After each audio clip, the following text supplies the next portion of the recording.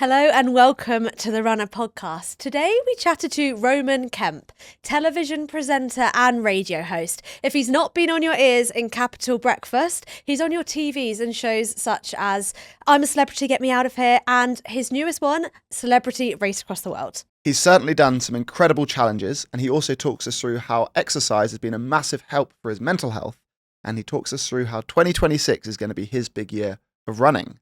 You're going to love listening to the episode. Let's get into it.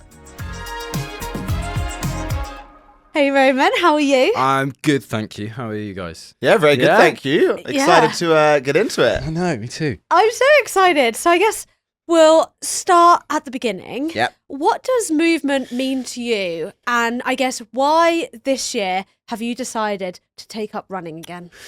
This year I wanted to go more down a running journey, I guess, because, you know, what you said there about movement in the last year to me has changed a lot. You know, I'd say I probably have a 50-50 split in terms of why I do like the gym or like any form of movement. And that was always part mental and part physical, like for me.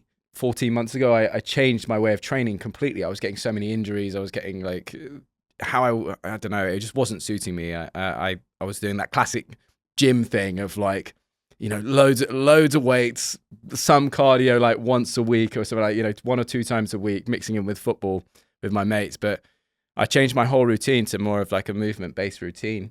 Stretching doesn't inherently give you more fitness, but it just helps with the whole balance of all the training and making you feel good. Yeah, absolutely. Well, again, it's just my mindset changed. When I think when I got into my 30s, my brain kind of shifted definitely to, why am I trying to look bulky? Like, you know what I mean? And why, you know, that's not really me. And then so I changed my complete way of training. As I say, it is more mobility, it is more stretching and body weight stuff. What was the motivation when you kind of get more into your exercise, you go to the gym? Yeah. Was it to look a certain way, or what was the reason for like the gym? To change it or in the beginning? In the beginning, I mean, it's like since I was 17, it's the same, man. It's like, you know, like your mates all of my mates are very athletic, you know, they're and I like kind of assumed that'd be the answer, and that was exactly the same vanity answer for me. Yeah. And the same thing happened to me, which is I kind of stopped finding the same value in the gym. I didn't want to get bigger for the sake of getting bigger. Yeah. Kind of found running around, cycling around outside, getting that fresh air, and it also felt healthier. But like, what do you think it is that like changed that motivation, that like looking the way that the gym leads you to look became less important? Because that's ultimately why I think, or did this other opportunity become more valuable, which is the outside? And, you know, throughout my 20s, I was probably more fussed about how I looked than I am now. Like, you know, I think that's definitely a thing. And I wanted a certain aesthetic, you know, and then it didn't become viable because I felt like, you know, I was getting really bad. It all really changed on a back injury that I had. And I had a back injury for about a year and a half. And it was the most annoying thing in the world. And I couldn't get rid of it. And I saw this great physio, and Ben, shouts to Ben. And he ended up basically telling me that it wasn't even coming from my back. It was coming from all of the weights that I was doing from my chest and in my shoulders. And my whole way of training, it kind of took away bench press. So I don't do a bench press anymore because I know that will affect my back. I then, you know, changed my training, like lat pull downs. I'm not doing those. So then I was like, okay, I'm going to need to find something new. And then when I did find that something new, I felt like my whole body as one was training, not just, you know, not just the big muscles that you want to look good. Yeah. I felt like, you know, my body was moving. And that's, you know, as you know, we can go back as far as you want, but like as human beings, that's what we're meant to do, right? And I think that to be honest, that's why I've always avoided doing a marathon. I know you guys obviously love marathons, but I've always avoided it because in my head I'm going, my body's not built to do that. But you know what I mean? It's really interesting because our bodies get very tight from sitting down, doing our urban lives that we live. And so therefore going and kind of creating that mobility kind of helps bring our body back to what it would have been if we just organically lived in a bit more of a kind of stone man kind of way, of which is funny. Then you say you don't feel like you're meant to do marathons because back in the day we probably could have smashed out an ultra marathon going hunting out food. Trying to find it out. Exactly. Yeah. I know, but that's it. But so I think that's it. I think we've come now to a point where, especially if you live in a city, right? It's like, you could literally sit on your ass, order a takeout within a second. You've still done all your work for the day, and you've not left the sofa or you've not left the chair. And as you say, humans not meant to do that. I think it's exactly as that ability to be able to live your life like that goes up, the like rate of unhappiness and kind of like mental disorders goes up. And it's why I think also why that going out on a run makes you feel like you're going to have a good day, or exercise, going to the gym, those endorphins. Yeah. Because it's reverting us back to like the life that we're designed to have. And those endorphins is like a inbuilt part of our brains that kind of like keep us living the right way. It's one of the reasons why, like, when I used to do 10 years of my life doing the radio, trying to every day, which is like a churn out of every day of thinking of new ideas or new fun things to do. Some of my best ideas that we thought of in the radio, and the funniest things and the best, points that we had were when I was going running and when I was outside. Because like throughout lockdown, that was hard. Like that was like, I was in the studio every day, and I was lucky because I was running to work or cycling to work in a barren London where no one was there. But there was that pressure of new content every day on a world that wasn't even moving. And it was through, those moments, the running moments and things like that I do come up with the best ideas, because my brain feels freer. So did you pick up running in lockdown? Yeah. For mental health, to help that mental health like toolkit that you have? Yeah, that, and I think an innate thing of I need to move, and gyms were closed, so I didn't have that luxury of being able to go to a gym. So then you're going, okay, well, I need to start running and I need to do it. When I was younger, I had 2 knee operations, and so I was always like, kind of like told by like doctors being like, like long distance running, like avoid it, etc., etc., etc. Other than playing football, I didn't do any running. And then it wasn't until lockdown that I realised, actually, if I just stretch properly, I'm okay. Yeah, I feel like football is like that lateral movement, which is probably quite like tough on your knees. Yes, exactly. It's not. That's probably the last thing that anyone. But that is sacrosanct to me. You clearly want to push yourself, and you are probably an overachiever in work, in life, and that's partly why you also want to like do more running and see what you can achieve. Sometimes I think, what's the point in trying to make life as easy as possible? I mean, you know what I mean? I think, yes, on a physical aspect, I think on an achievement basis, I get a lot out of that. Yeah, as you say, I think that the mental side of running is definitely the best thing for me. Yeah, definitely. Yeah. And with that in mind, like what do you want to achieve? Like what are your goals with your running? You said you don't think you want to run a marathon. Like, I don't know. I think is, I don't think I want to run a marathon now. Do you know what I mean? Like that, because it genuinely scares me. Like from a physical aspect, it scares me. Well, I think running a marathon when you're not ready to run a marathon is a disastrous idea. Yeah, but you could definitely get ready to run a marathon over the course of a year and nail a marathon. The closest I've come to doing that is, and this was probably the worst thing I ever did in my life, was I went out with a bunch of mates, and then the next, like, that night, one of them was like, "Oh, I'm running a half marathon tomorrow. Do you want to do it?" And I was like, yeah, let's do it. And I went the next day, hungover, and I did it. And it was the worst experience of my life. But we did it. And like those moments, when you do it, the achievement is unreal. We've spoken a lot about Harry Styles in this podcast. Yeah. His Tokyo Marathon's coming up, which I'm doing. You could go and be the next Harry Styles and just drop a crazy fast marathon. No, he's wild though. Like I was let's say recently, it was about a year and a bit ago, and I was in the gym, and I think I was probably doing weights or whatever, like at that point. And I've turned around, and there's this bloke with like, what was he wearing? He was this bloke in this like tight little vest and his little shorts, and he's just sticking his middle finger up to me like that, and I'm like, who the fuck's that? So then I walked over and I realised it was Harry, and he kind of said to me, I was like, when's the next album, bro? Like all this type of stuff, or like, a tour, house tour, etc. He was like, I'm just going to take a year out.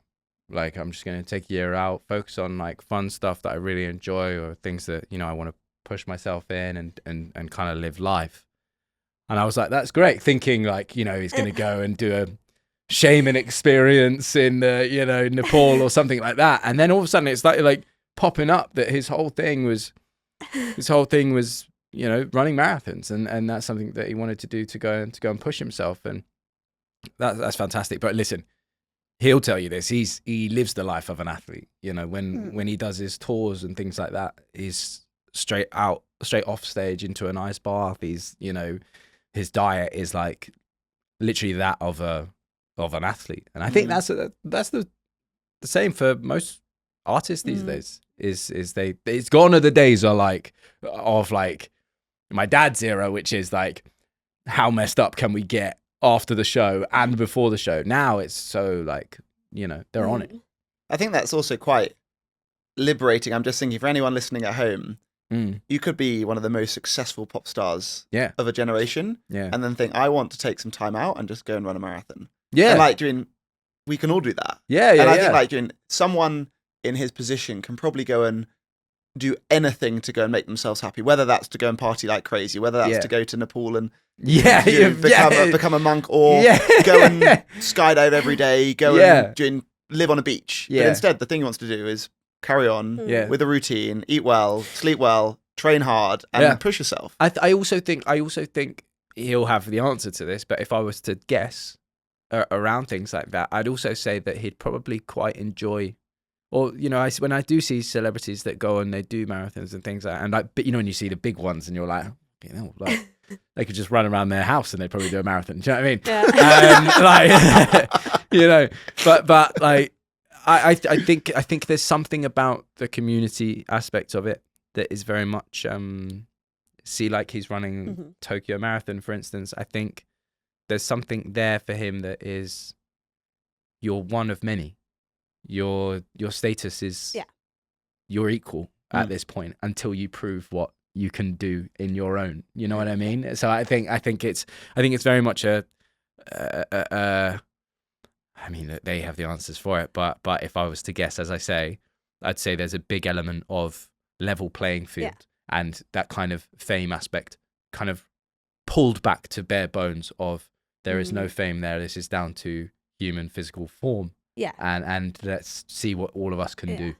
People say there's an element of like luck to becoming famous, like whether that's X Factor, whether it's like having people like your parents being like pop stars and like people are like, oh, it was just given to you on a plate. Obviously, I know that's not the case, and the hard work and you create your own luck and all of that. But running, there's like no luck involved. You have to work hard to get the results, and that is the same no matter like where you've come from. You know, it was my mum who always pushed that one thing about luck, which is luck is just a very simple equation of when preparation meets opportunity, and those things can come down to running. You know, so it's like there's always that moment where if you've prepared well, the opportunities in life arise. Like, for instance, if I go on this running journey and then all of a sudden I'm getting into a really great space, and then an opportunity comes where someone says, would you like to run a marathon, or would you like, you know, there's a space open, would you like to do a marathon? I've put myself through that preparation and then get there. Then I get a good time in that marathon. Is that just lucky that that happened, or is it I put in the preparation and the opportunity arose, and then those two things smashed together and that's what people would perceive as luck, you know? So I think that's always how I've kind of lived my life. You know, no one's going to give you anything. So it's just in the same as running. If you're not putting in hard miles, then you're not going to achieve that goal. Oh, that's a really good way to think about it. I'm like reviewing anything in my life that I can be like, oh, was I lucky? And then I'm like, well, I kind of does kind of stack up that. It's exactly like, if you go back and you think about any moment in your life where someone would say, oh, you're so lucky, or you're so lucky. It's like, you know, to kind of, like there are so many opportunities that pop up in each of our lives that we are not prepared for that opportunity, and therefore we do not take it on. Yeah. You know, it's like, it's that moment where for some reason my brain always goes back to someone nearly dying, but imagine like, you know, I don't know, it's like a job opportunity. If we probably walk past 1 million job opportunities in our life, but because we're not in that field or we're not tuned into that world, we're not looking for them. Yeah, Our subconscious brain isn't looking for them. But if you have prepared for those moments and you are the person that wanted to take on that thing, and you all of a sudden, you've trained to be this form of banker, your whole life, and then all of a sudden you've walked past a sign that said we're looking for this type of banker. You're not lucky. You've put yourself in that position to go and take that. I think one of the forms of preparation that ends up being like the most essential one, which I can see why it can be conflated with luck as well, is I would say like accidental practice or accidental preparation. In what sense? As in, like, I think a huge part of like having the skills you need to be able to do something is often that we acquire the skills that we'll need without knowing that's what we were doing at the time. Right. As in, like, an example of that would be that, like, I love board games. I played board games like growing up as a kid. Yeah. Which then makes you really good at like negotiating. Yeah. So then when it comes to like having a moment in your life where you need to negotiate, you're kind of like prepared. Yeah. So you could argue that's lucky, but you could also argue that like if we like do the right kind of preparations for what we might end up doing, you kind of and like a similar example could be that like imagine that you're this brilliant hybrid athlete. You've got this background in the gym, and then you find running, and then a new sport pops up called high rocks. Yeah. You could argue that you're really lucky, but you also could see that's like the perfect preparation, like kind of coming together. Yeah. Well, I always think about it from like an Olympics perspective, right? Okay, so to put it this way, all of us, like, there are so many sports that we have never tried in our lives, but yet we might be unreal at one of them. We might be, and you don't know, but our bodies might be just perfectly in tune for that, and we just don't know. Yeah. Like that. I always think about. I always think that there must be athletes out there that are like, or people around the world that are the fastest person on the planet. So you think if we were to go around and like pick a sport and then test the entire billions of the population, we might reassign the gold medal? Absolutely. I genuinely, I always think about that. But surely that level of like, I guess it's like that accidental preparation, like gets discovered because like you got to. But I think it gets discovered through the like the systems at place already. Because imagine you have such good hand-eye coordination that you would have been good enough to be this like mystery tennis player that we haven't found yet. Yeah, like you'd be the best at like catch in your village. So then you'd have like won at the game of like rugby or that's something. If that opportunity has come around. Yeah. But like everyone in the world like plays catch to know who's the best at their catch. Who then like when there's like a rounders tournament, like the local man in the village. But what if they're on some remote island? Yeah. I'm just, do you know that? But then they're not doing the preparation. If you live on this remote island, there's no one else there. Like that's how you've developed this like mystery skill of catch. That there was no one to play catch with, so you couldn't even develop the skill. You weren't doing the preparation. Fine. Take something like 100-meter sprint.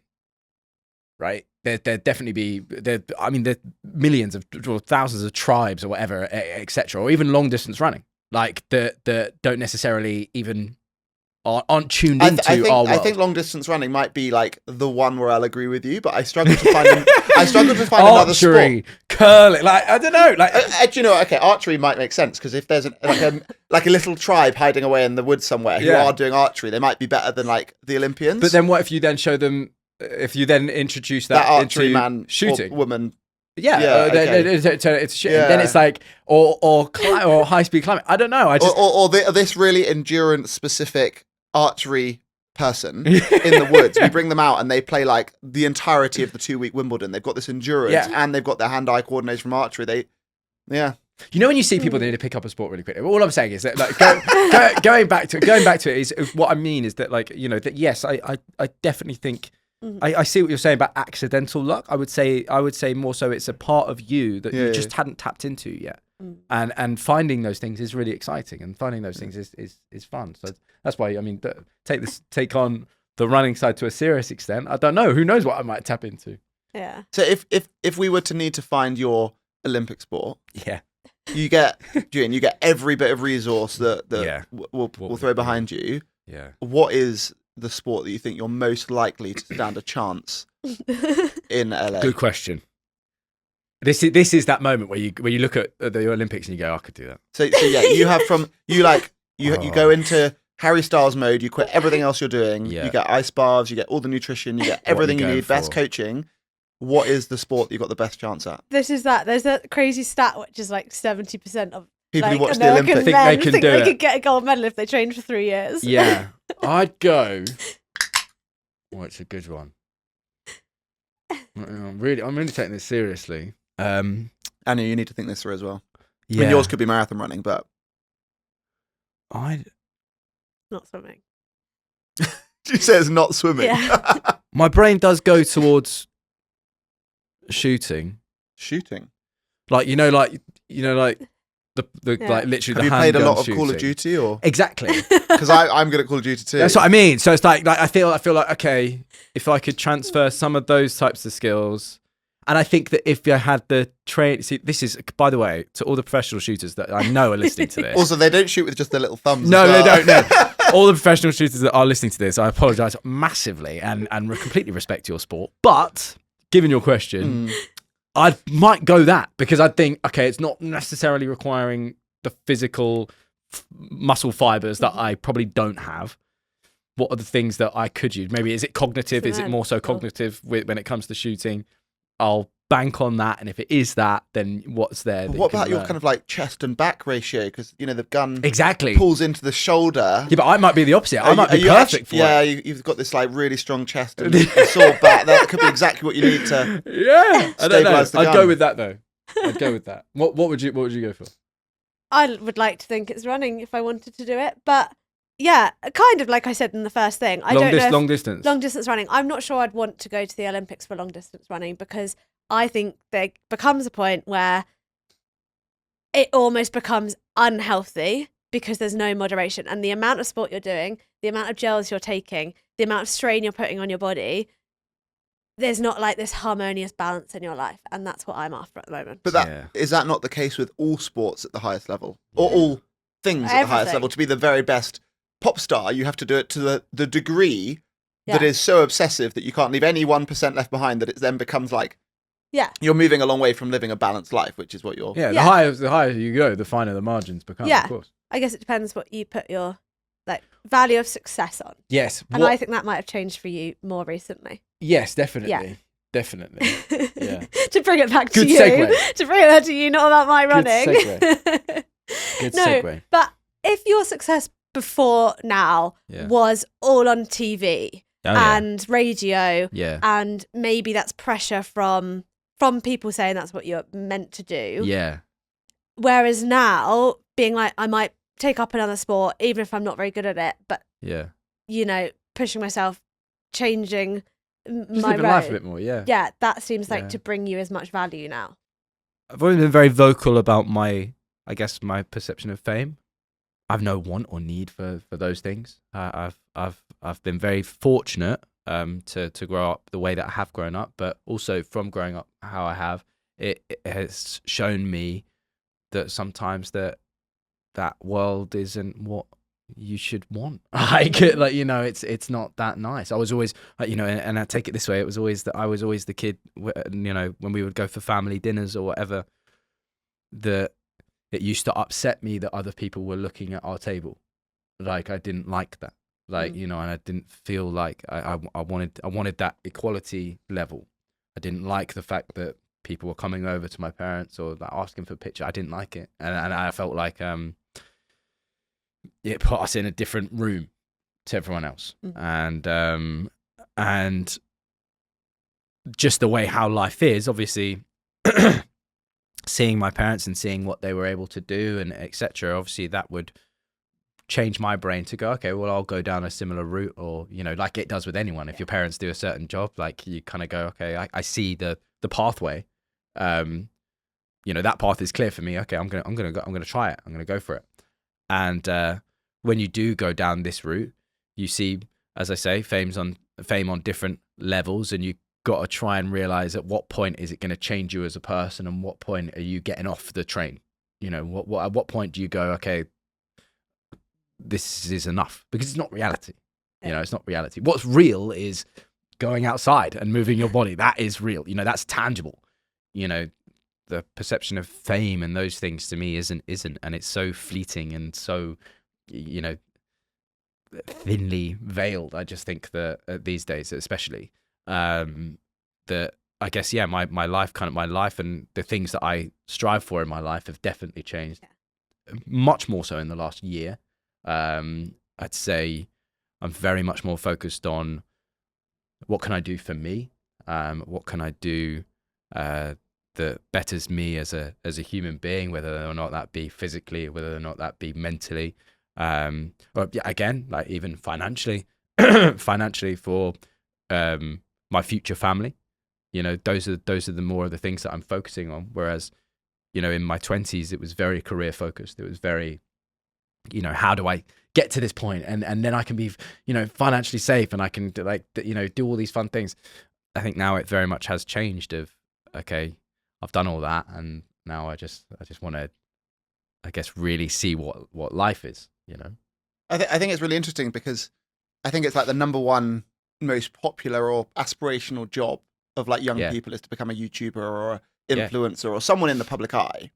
Absolutely. Yeah, at the same time, it's a very interesting perspective that you had growing up, which is that you can see what it's like to be in the public eye and be able to weigh up the pros and the cons that come with this, which most people don't even think about, the cons of the inconvenience you go out for dinner and get some but photos. It's completely understandable. That's Of the course, horrible thing. You feel like a twat saying it. But it's so obvious. Like, of course yeah. it is. Imagine like every time you try and do anything outside of the home, you get inconvenienced every 2 minutes. Or more often, the more famous you get. But it also comes with advantage, which, like you kind of said, it's like doing financial success and all of these things. Yeah. And it's then very interesting for you to know also that like that continues to like grow, whether the pros kind of grow with the cons, and at some point you kind of either like let that happen, or you, assuming you carry on doing well, or you kind of jump off that path, and then you can prioritize, as you say, the kind of tangible things that lead to like mental health. Yeah, exactly. But also we live in a society now where, especially within the UK, I feel like it's the bigger someone gets, the much more everyone around them wants to see them fail. After every job that I ever did, and no matter how well I did that job, I could finish that job, come off that, and look at my phone, and I've got about 20 people saying how much they hate me, how much they want to see me die, or like, do you know what I mean? Like, and it's like, and then in my head, I'm like, I don't care about these people. Like why am I doing this? You know, when people say to me, you know, what are your goals in life? I don't think one of them involves work, which is not how we're programmed to be, especially in London. Yeah. So with that in mind, do you mind me asking how old you are, and what is your like 5 or 10 year goal? Like, what do you want to achieve in 5 or 10 years from now? So I'm 33. I'll be totally honest with you. I've never looked at a 5 and a 10 year plan, being that I feel like if I do the reverse, and I think this is a prime example, is you guys, right? You can fixate on your 5 and 10 year, right? And what you know, from a business perspective, what we're going to do, etc. But if I was to say to you, how much did you achieve in the last 5 years, or how much did you achieve in the last 10 years? It's joke. Like, where were you 5 years ago? Well, Runna hadn't even been launched, and now you know you've done like, it's ridiculous. So like, if you had gone back and set yourself a goal to this, I don't know, you might have done. You might have said this exact moment. Definitely not. Exactly. Living a different I life. had a goal to never work in an office in my whole life. Yeah, but that's why I say, you know, that's again, you know, it's a weird topic to root this into, but this almost don't set a goal, because you'll end up like going with the opportunity, like not taking what you said for luck, which was the preparation and the opportunity. And if you have a goal, you can't have a goal if you don't know what the opportunities are coming. Precisely that, and I think that is how we should, more of us should live our life, because I think that we have to trust that life sometimes will push us in the direction that we don't want to go, but sometimes it might be for the best. And it's something that I do a lot around suicide and mental health, and unfortunately a lot of the reason why, especially in men take their own life is because they feel like they aren't where they should be at that point in their life, you know, which is so sad when you think about that. And it's like, what do you mean? Like, you know, I don't know why my best mate killed himself. I have no idea. Like, you know, 90% of suicides aren't left a note or anything like that, but it comes down to a high chance percentage. I'd probably say, if you were to push me on it, I'd probably say he didn't feel like he was where he should have been in his life at that point. And he was 33, he was my age, where I am now. And that I always have felt like is really sad, again, just because if we actually take a second to look back at what we've achieved in the last 5 years, I'm almost certain that every single person listening to this podcast will go, yeah, I'm doing all right. Do you know what I mean?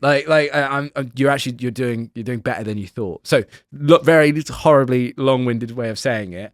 I look back on the last 5 years, and I'd say I had, I hosted.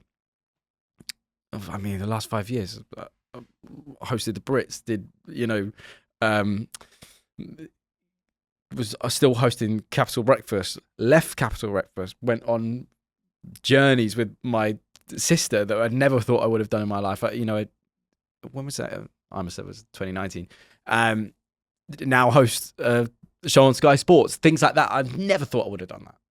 But otherwise, my goal would have just been make more money, or do you know what I mean? You don't know. So I think that my 5-year plan is just carry on as is and keep waiting for those opportunities. And when my body feels like that's the right thing to do, and when my brain says yeah as well, go for it.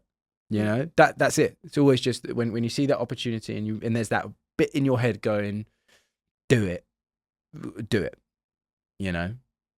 But on the flip side, when there's ones that said don't do it. Say no to more stuff, I'd say. Talking about people struggling with their mental health, and running is definitely something that you can use in your mental health toolkit to help with things. And I'm sure it's helped you in some really dark times. And I think you've created an amazing legacy, more so in the last few years than ever before, of just helping people a little bit more rather than caring about your career or things like that. But again,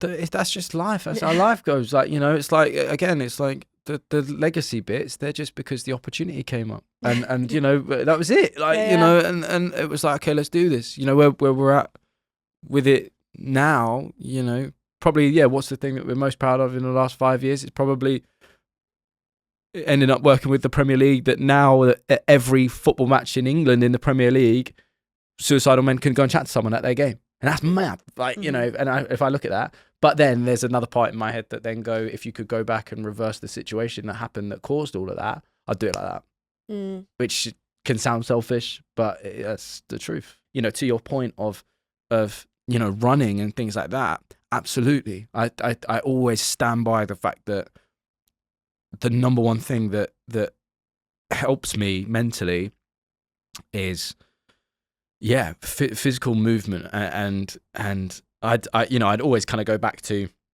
I get the same from running as I do from playing football, which is a different level of gym. Like in the gym, you can have that, especially for blokes, right? I can only say from my experiences, a lot of the guys that I know that go to the gym, they'll be on their phone half the time throughout the session. Do you know what I mean? I was there. You do a bench press, you do a set, and then you're on your phone for a bit, and then you come back. Whereas running or football or something like that, you're not. And you're finally with your thoughts. And when you're with your thoughts for a longer amount of time, you start realizing that those problems that you have, or that issue, or that conversation that you had with that person that you didn't really like, you've got a whole new perspective on it. And it does come from those moments.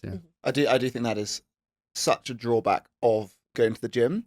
And my way around it, and for runners, it's still productive to go to the gym, would always be and I need to be ruthless with myself to do it, is I have to leave my phone in a locker.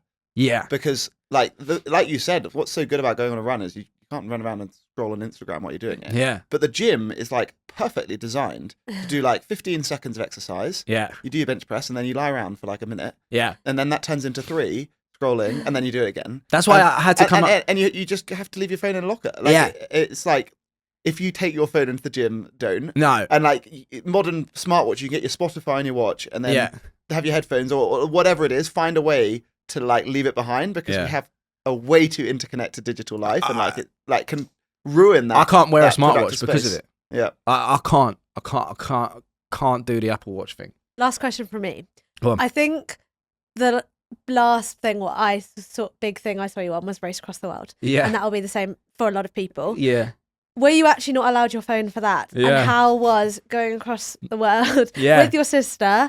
And I think so many people saw the new side of you there, and it was amazing to see the relationship you had with your sister. Yeah, it was And crazy. without a phone. So talk us through what the challenge is for those who What it aren't looks aware like. as well. Yeah, of course. Yeah. So for those people that have never seen the show, so it's a show where it's unbelievable, and you know, I'll 100% say this. I only really started watching it over the last kind of like 2 years. I saw Scott Mills do his series, and that was amazing. And it's a show where you have, in the celebrity version, they will have 4 couples. In the what they would call the civilian version, which is so strange, The muggle version. it's just, that's what it says. Yeah, you know, it would be 6 teams, and of 2, and it can be a couple that can be, you know, mates. It can be an actual couple. It can be father and son, or brother and sister, or whatever. And you get dropped in a place where you have no idea where you're going. And by no idea where you're going, you literally turn up at the airport, and then they take your phone away from you, and then they tell you you're going here. In our case, we were dropped in Mexico, just above Cancun. And when you get to your starting point, they then hand you a note, and that note just says the name of where you need to end up in the next 6-7 weeks. And that was Colombia for us, the highest point of South America. It's a peninsula in Colombia.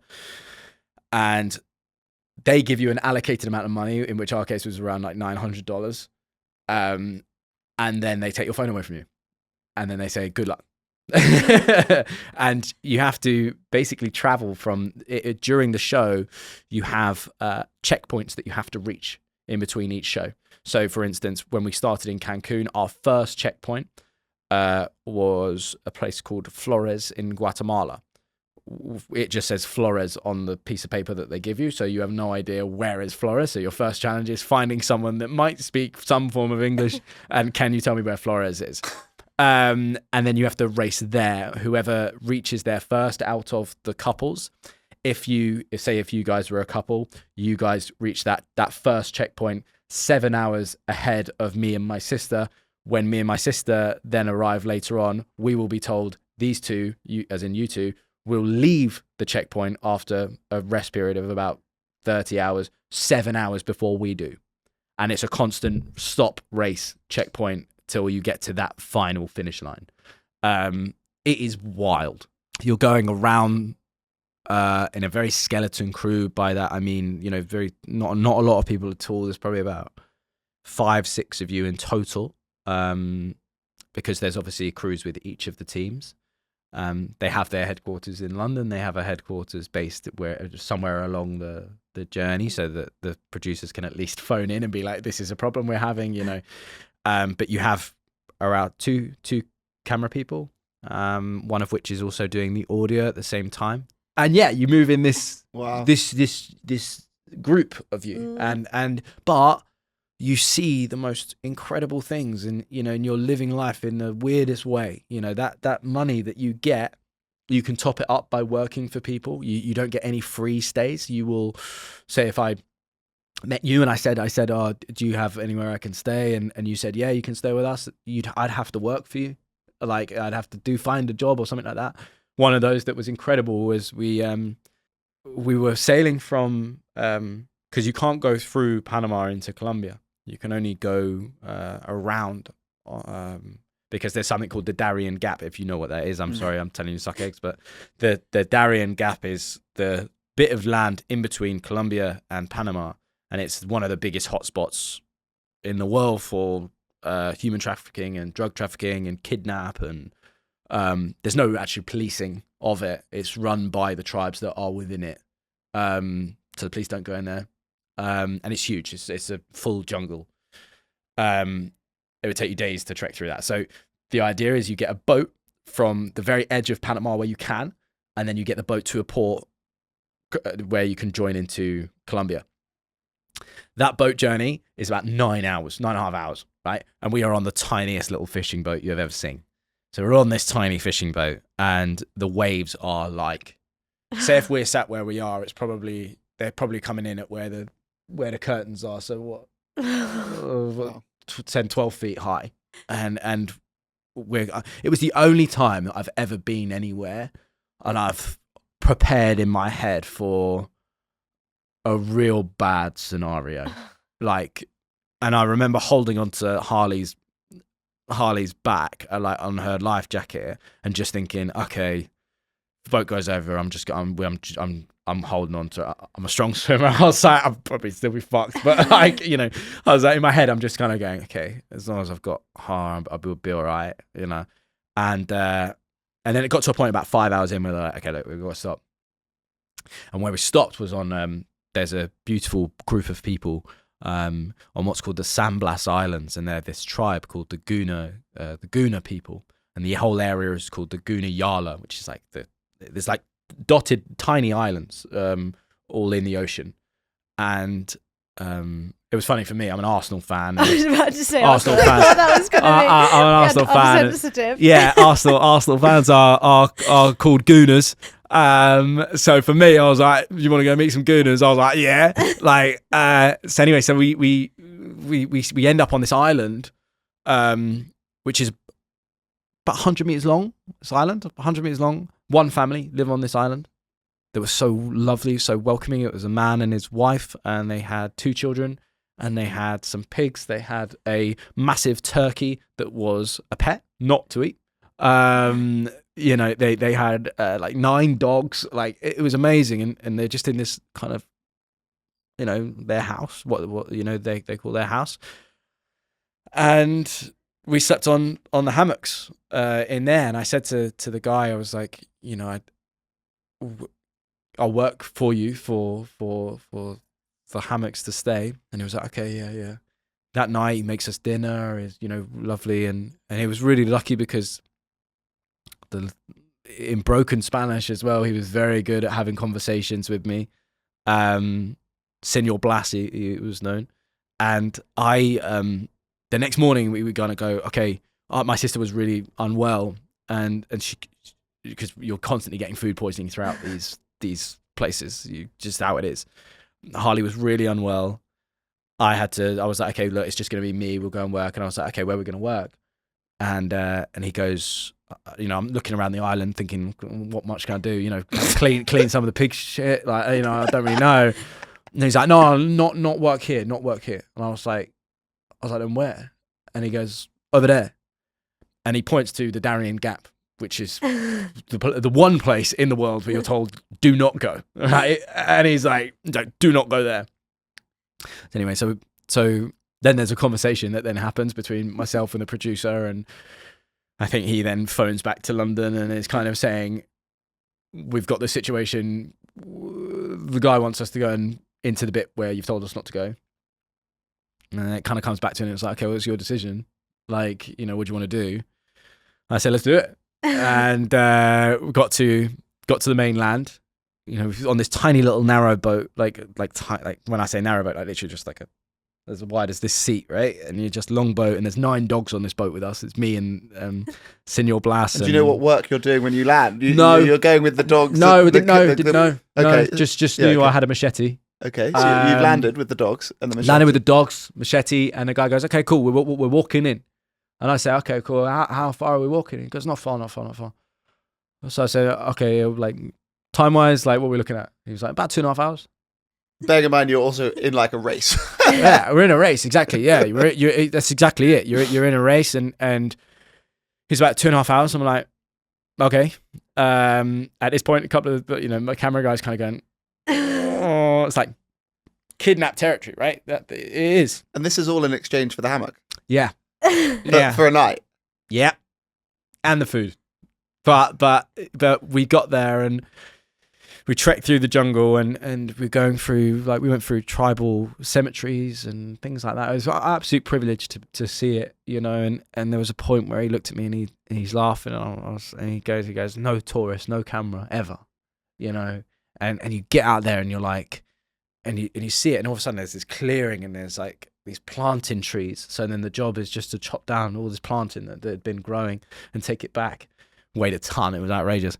But you know, to do that, and we did that for like 4 hours, and you know, I remember getting quite emotional in those moments because and that whole experience on that island, because my whole perception of happiness was altered there, even though I knew about everyone always says, oh, people with less always are so much happier, but genuinely my perception of happiness changed. I think I also looked at life differently in those moments, because you then look at it like, I've been through times in my life where I don't want to be here anymore and things like that. And if things had gone differently, I might not have, and I wouldn't have experienced something like that. And it really made me look at it and go, wow, life's really worth living sometimes. You can go into a situation that you don't know how it's going to end up, but it can be the most beautiful thing in the world. And yeah, we did that. But it was, and then we came back and we made it, and we had a dinner and we left them and went on and carried on the race. So the show is filled with moments like that. And it was, an unbelievable experience, and something that you can't pay to do that. Like, it was unbelievable.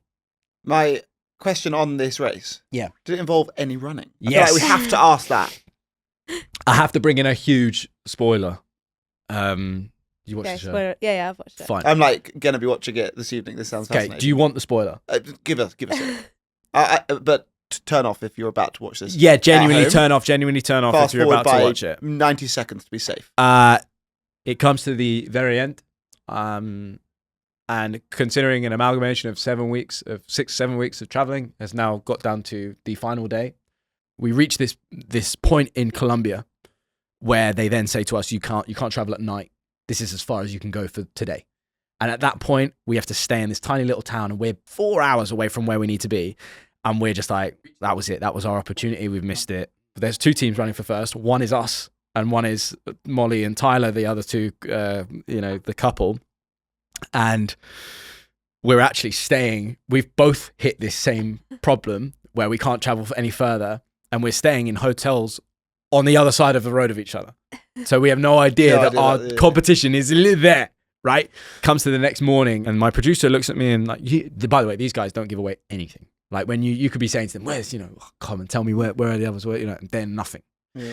But all of a sudden, Lewis, our producer, he looked at me and goes, he kind of just had that look in his eye, and he was like, I need you to take on fluids. I need you to, anything you can, just do it. And I was just like, okay, why? And he was like, when I open this door, go. Like, go. And I said, what, like run? And he was like, just go. Because he can't say anything, right? And I'm like, okay. Opens the door with sprint to where I know I'm getting a taxi. I kind of know that our advantage in this is, in these moments, is our physicality. Like, and in that sense, my sister doesn't run, right? But I was like, we're gonna have to, like, and these are the moments where we can gain an edge, right?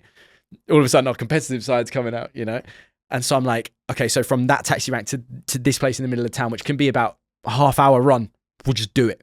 Like, don't walk it, just run it, because that can be the difference that we can get. So we're running and running, getting a cab, and then it then brings us to the final kind of destination where we know we need to be. And when you reach that final destination, you're then given a Garmin, looks like a radio walkie-talkie. Yeah. But it's got a little screen on it. And that Garmin then, when you reach each point, then tells you where you've got to go to and what you've got to find. As we pull up to this place, the other couple pull up to where we are at the same time. So we now realize we're in a foot race for the next 2 hours against Molly and Tyler, who are extremely fit. They were the only couple that I know were doing workouts during the show. Like, but like, little things like, they're great. And all of a sudden I look at my sister's face. She's like drained. and I'm like, oh, I've got to run. Got to run. So she's like, okay. My sister never did any form of sport, like, ever at school. Like, she's not competitive like that, And I just see her face just drain. And this whole time we've got these bags on, we've got all our stuff with us. So I run back, I take Harley's bag, and we're running. It is like we're running through this town, and by running I literally mean like it's myself and Tyler, my competition at this point, side by side. Harley side by side with Molly, his missus. And you're like basically pushing each other out the way. You're sprinting, and then they say you can drop the bags, and I'm ditch the bag. I don't care where it is, and I'm running for my life. And we're running through people's homes. Like, it got carnage. Like, we ran through someone's house, and they had the TV on. Like, it was like Mission Impossible, like jumping over fences to get there. End up getting to a boat.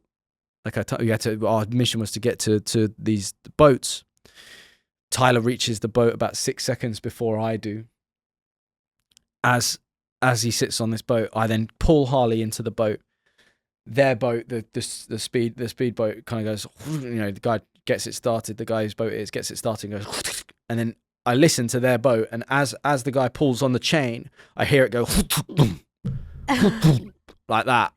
And I went, oh my God, this is it. Like, this is, in competition when you realise this is, in Martin McCutcheon's words, this is my moment, right? This is it. We jump in our boat goes fine.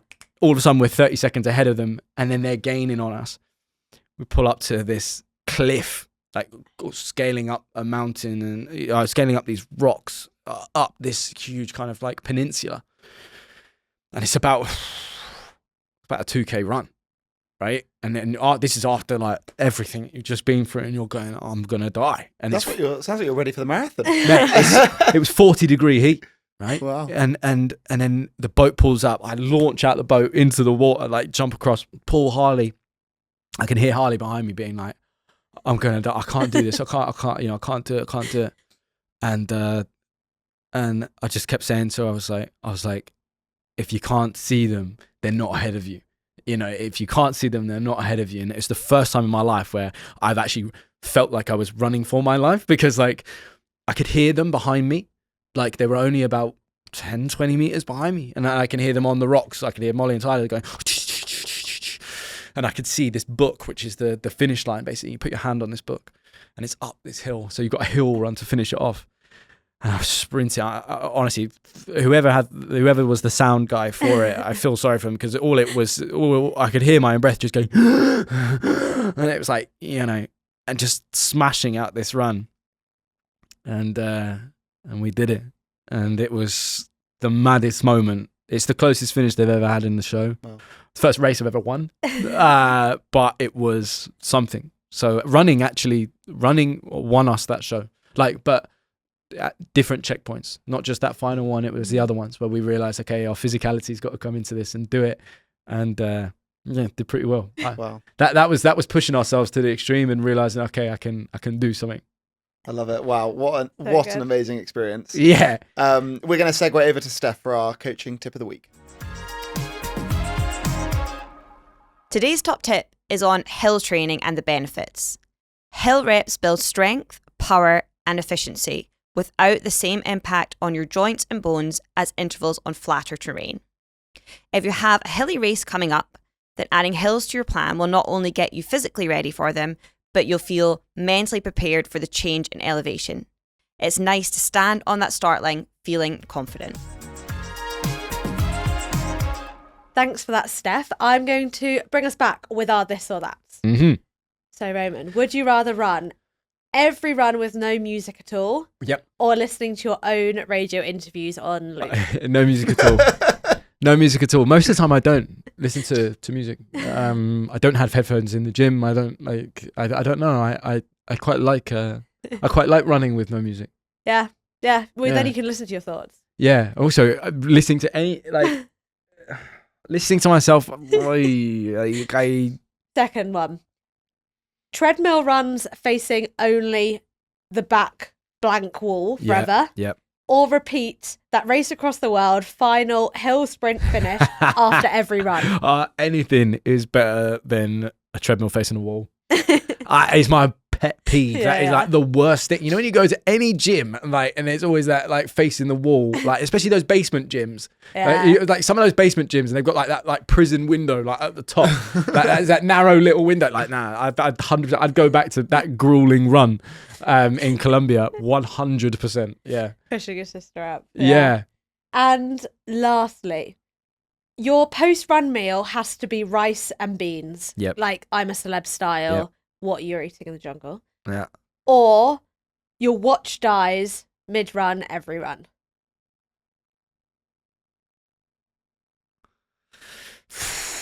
Those rice and beans are pretty bad. Are they? They are bad. Like when people, I'd get so hungry on that show. it's the rice and beans on I'm a Celeb aren't what we would say is rice and beans. Like, if I was to make rice Wait, and they're beans, not Heinz. No, well, imagine. Well, okay, no. What I can tell you, they are haricot beans, right? But the driest. Imagine I made you. Imagine I got a tin of Heinz beans, right? And just washed them. Wash them, then put them like in a drying cupboard. Then said to you, "Nah, eat them like that," right? And then that horrible short grain rice that's like. I don't think bake porridge. off for you if that's the way you're thinking about it. No, I think. But if that's the kind of post-match meal, yeah, I don't. Nah, no watch, because those were horrible. Rice and beans are rank. Yeah, It might actually put you off running if you had to have that after every run. yeah, I think so. Whereas I'd just make it up in my head. I'd be like, did that sub 20? Do you know what I mean? Like, I did that 5 Ks. I've got no time. I was like, I was so fast. you know how many times you gone for a run there and then you like looked at your time and you gone, why am I so slow? That must be wrong. Yeah, exactly. GPS error. Exactly, yeah, exactly. So that. I love it. Well, you have done one incredible race. Yes. But we like to ask everyone to design their dream race. Okay. Design us your dream running race, Mm-hmm. of which we want to know how far it is, Yeah. where in the world is it, and then what is the food and drink at the finish line, and who gives out the award. Oh, I know. I loved going to Rio. I was lucky enough to go there a long time over, like 10 years ago, and it was an amazing city and somewhere that like had so much different like points of difference, I guess. Like, you know, you've got the beach and then you've got this amazing like hills that cascade down with like favelas and things like that. I think it would be something involving that, maybe not too long, like, yeah, maybe like what, like a quarter marathon, or I don't know, like 10K? Yeah, no, I'd say, yeah, maybe a 10. No, let's go half marathon, right? Half marathon, right? So half marathon throughout Rio that kind of maybe went into the favelas, come back down, ends up on Copacabana Beach, Ipanema Beach, and then at the end, the person that gives you the award is, for football fans, Ronaldo, the original Ronaldo, okay. Original Ronaldo. And food and drink at the finish line? Not rice and beans. A Caipirinha, which is the drink over there, which is so nice. Like the cocktail. Yeah. Yeah, you'll get really drunk. Yeah, great. Yeah, great. A Caipirinha, and I'd probably say, well, a lot of their meals are rice and beans. Is it any meal that I can choose? You can import pizzas from Italy, whatever you like. Oh, it's Domino's pizza, yeah. Not for some reason. A Domino's pizza. For some reason, yeah. Like, because whenever I eat that, I feel like, but after, like, I've done, like, you know, you do like big football games and like, and you have a really like dominant, like heavy pizza afterwards, like something that you should feel, you really feel like I've earned that. Yeah, yeah. Do you know what I mean? Like, I've properly earned that, and like my body's going, don't care what it is, just give it me. Well, thank you so much for chatting to us. It's all right. No, thanks for having me. And we're so excited to watch your return to running journey. I know. I'm honestly, like, I'm really excited. I think it's one of those things where it's like, again, like it's an opportunity that come up, and I looked at it and went, you know, I can get a lot out of this, you know, and for me, and I'm sure I'll end up dragging quite a few of my mates on it with me. You know, that's always the thing. I love running with mates. I love running with pals, and so for sure that's going to be something that I do with it. Don't go anywhere. We have an enormous update I want to tell you about of what we've been working on in Runner HQ.